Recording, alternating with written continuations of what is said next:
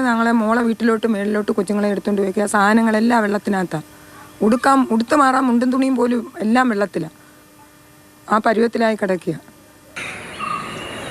കൊല്ലം തഴുത്തല വില്ലേജിലെ താമസക്കാരി സുബഹാര ഈ വാക്കുകൾ ഗതികേടിൻ്റെതാണ്. വേനൽക്കാലത്ത് ഇവിടുത്തെ ഓടകളും തോടുകളും വൃത്തിയാക്കിയിരുന്നുവെങ്കിൽ സ്വന്തം വീടുപേക്ഷിച്ച് ഇവർക്ക് ഇപ്പോൾ പലായനം ചെയ്യേണ്ടി വരില്ലായിരുന്നു. ഇതാണ് കൊല്ലം ജില്ലയുടെ മിക്ക സ്ഥലങ്ങളിലെയും അവസ്ഥ. ദേശീയപാതയോരത്ത് താമസിക്കുന്നവരാണ് കൂടുതൽ ദുരിതത്തിലായത്. ദേശീയപാത വികസനത്തിന്റെ ഭാഗമായി ചിലയിടങ്ങൾ മണ്ണിടുയർത്തി. മണ്ണിടാത്ത ഭാഗങ്ങളിലൂടെ വെള്ളമൊഴുകി ജനവാസ മേഖലയിലേക്ക് എത്തി. വീടുകളിൽ വെള്ളം കയറി.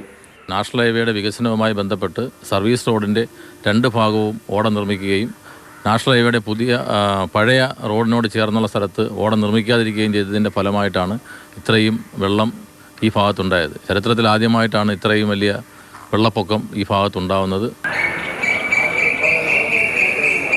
ജില്ലയിൽ 15 ക്യാമ്പുകൾ പ്രവർത്തിക്കുന്നുണ്ട്. വീട് തകർന്ന് 10 ലക്ഷത്തോളം രൂപയുടെ നഷ്ടം. 24 മണിക്കൂറിൽ 3.34 ഹെക്ടർ കൃഷി നശിച്ചു.